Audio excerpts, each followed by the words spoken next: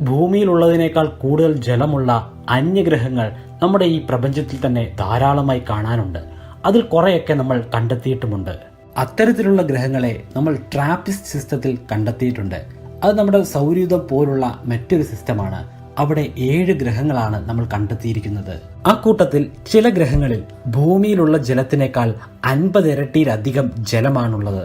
American space ഏജൻസിയായ NASA പറയുന്നത് ഭാരം കുറഞ്ഞ അല്ലെങ്കിൽ മാസ് കുറഞ്ഞ നക്ഷത്രങ്ങൾ, ആ നക്ഷത്രങ്ങളെ വലം വെക്കുന്ന ഗ്രഹങ്ങളിൽ ധാരാളമായി ഇത്തരത്തിൽ ജലം കാണാൻ സാധിക്കുമെന്നാണ്. 2 എക്സോ പ്ലാനറ്റുകളെ നമ്മൾ ഇതുവരെ കണ്ടെത്തിയിട്ടുണ്ട്.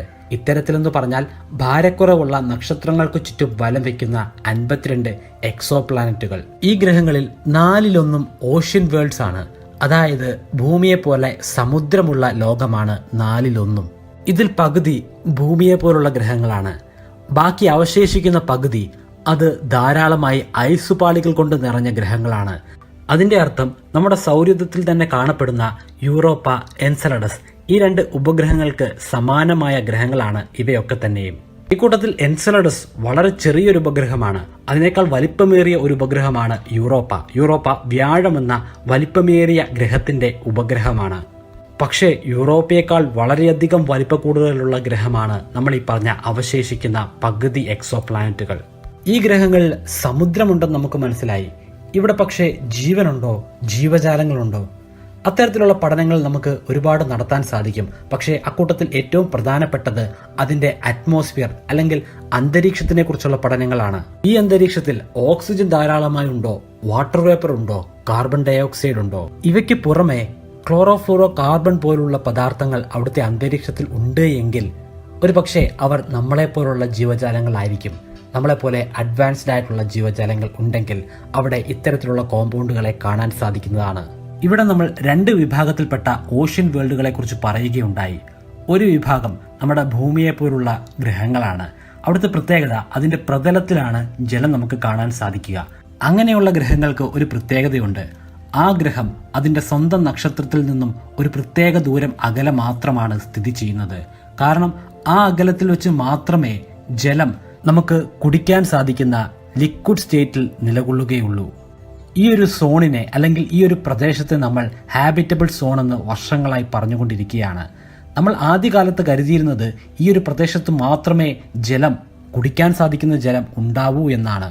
എന്നാൽ പിന്നീടുള്ള പഠനങ്ങളിൽ നിന്ന് നമുക്ക് മനസ്സിലാക്കാൻ സാധിക്കുന്നത് ഈ ഹാബിറ്റബിൾ സോണിൽ മാത്രമല്ല, മറിച്ച് ഇവിടെ നിന്നും അല്പം മാറി മറ്റൊരു പ്രദേശത്ത് ധാരാളമായി ജലമുണ്ടാകുമെന്നാണ്. ആ ഗ്രഹങ്ങളെയാണ് കുറെ കൂടെ പുറകിലായി, നക്ഷത്രത്തിൽ നിന്നും കുറെ അകലെയായി നമുക്ക് കാണാൻ സാധിക്കുന്നത്. പക്ഷേ ഈ ഗ്രഹത്തിന്റെ പ്രതലങ്ങളിൽ നമുക്ക് ജലം കാണാൻ സാധിക്കുകയില്ല. ജലമുണ്ട്, പക്ഷേ അത് ഐസ് പാളികളായാണ് അവിടെ നിലകൊള്ളുന്നത്. കാരണം അത് അതിന്റെ നക്ഷത്രത്തിൽ നിന്നും വളരെയധികം അകലെയാണ് സ്ഥിതി ചെയ്യുന്നത്. അതുകൊണ്ട് തന്നെ അവിടുത്തെ താപനിലയും വളരെ കുറവാണ്. അതുകൊണ്ട് ജലം അവിടെ ഐസായി തന്നെ നിലകൊള്ളുന്നു.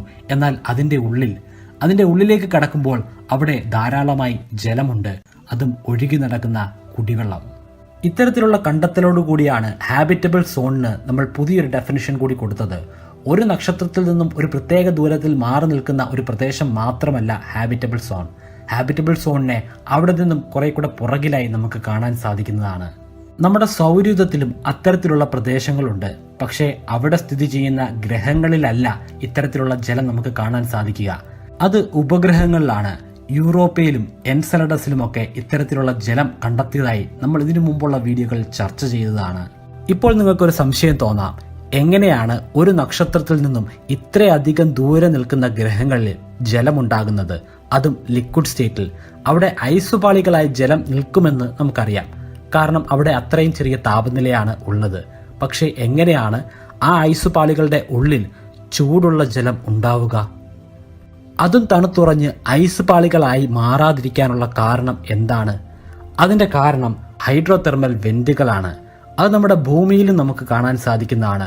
ഭൂമിയിലെ സമുദ്രങ്ങളുടെ ആഴങ്ങളിലേക്ക് അടുക്കുമ്പോൾ അവിടെ ചൂടുവെള്ളം മുകളിലേക്ക് ഉയരുന്നതായി നമുക്ക് കാണാൻ സാധിക്കും. അതേ പ്രക്രിയ തന്നെ ഇത്തരത്തിലുള്ള ഗ്രഹങ്ങളിൽ കാണാൻ സാധിക്കുന്നതാണ്. അങ്ങനെ ആ ഗ്രഹത്തിന്റെ ഉള്ളിലുള്ള സമുദ്രത്തിന്റെ അടിത്തട്ടിൽ നിന്ന് മുകളിലേക്ക് വരുന്ന ആ ഊർജം കാരണമാണ് അവിടെ ചൂടുവെള്ളം ഉണ്ടാകുന്നതും അത് ജലമായി തന്നെ നിലനിൽക്കുന്നതും. അവിടുന്ന് മുകളിലേക്ക് പോകും തോറും തണുത്തുകൊണ്ടിരിക്കുകയാണ്. ഏറ്റവും മുകളിൽ എത്തുമ്പോഴേക്കും അത് പിന്നീട് ഐസായി മാറുകയാണ്. ഇതേ ഊർജം തന്നെയാണ് അവിടെ ജീവൻ ഉണ്ടാകാനുള്ള സാധ്യതയും ഒരുക്കി കൊടുക്കുന്നത്. നമുക്കറിയാം, നമ്മുടെ ഭൂമിയിൽ ജീവൻ നിലനിൽക്കണമെങ്കിൽ നമുക്ക് ഊർജം അത്യാവശ്യമാണ്. നമുക്ക് ആവശ്യമായ ഊർജം നമുക്ക് ലഭിക്കുന്നത് അത് സൂര്യനിൽ നിന്നാണ്, നമ്മുടെ സ്വന്തം നക്ഷത്രം. പക്ഷേ ഇങ്ങനെയുള്ള ഗ്രഹങ്ങൾ അതിൻ്റെ ഉള്ളിലുള്ള സമുദ്രത്തിൽ സൂര്യന്റെ ഊർജം ലഭിക്കുന്നില്ല.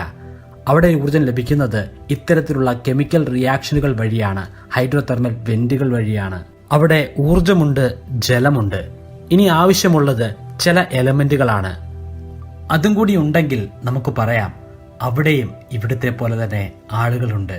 ഒരുപക്ഷെ നമ്മളെപ്പോലൊന്നുമുള്ള ആളുകളായിരിക്കില്ല, എന്നാലും ജീവന്റെ തുടുപ്പുള്ള ജീവജാലങ്ങൾ അവിടെയുമുണ്ട്. പക്ഷേ ഏറ്റവും വിഷമകരമായ കാര്യം മറ്റൊന്നാണ്.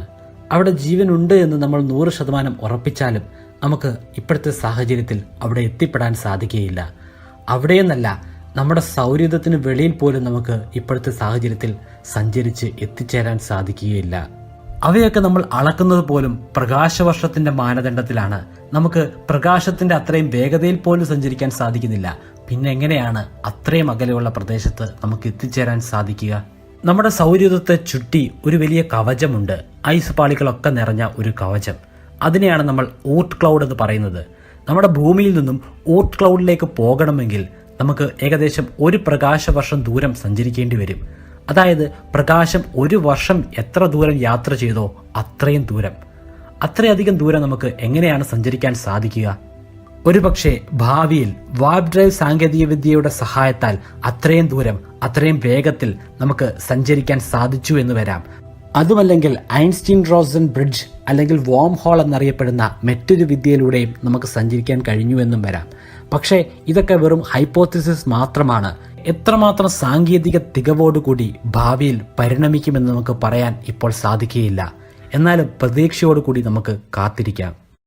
ബ്രൈറ്റ് കേരളൈറ്റ്സിനുള്ള ബ്രൈറ്റ് ചോദ്യം ഇങ്ങനെയാണ്: ഒരു നക്ഷത്രത്തിന് ചുറ്റുമായി കാണാൻ സാധിക്കുന്ന ഹാബിറ്റബിൾ സോൺ എന്ന പ്രദേശത്തിന്റെ പ്രത്യേകത എന്താണ്? നിങ്ങൾക്കും ബ്രൈറ്റ് കേരളൈറ്റ് എന്ന യൂട്യൂബ് ചാനലിന്റെ ഭാഗമാകണോ?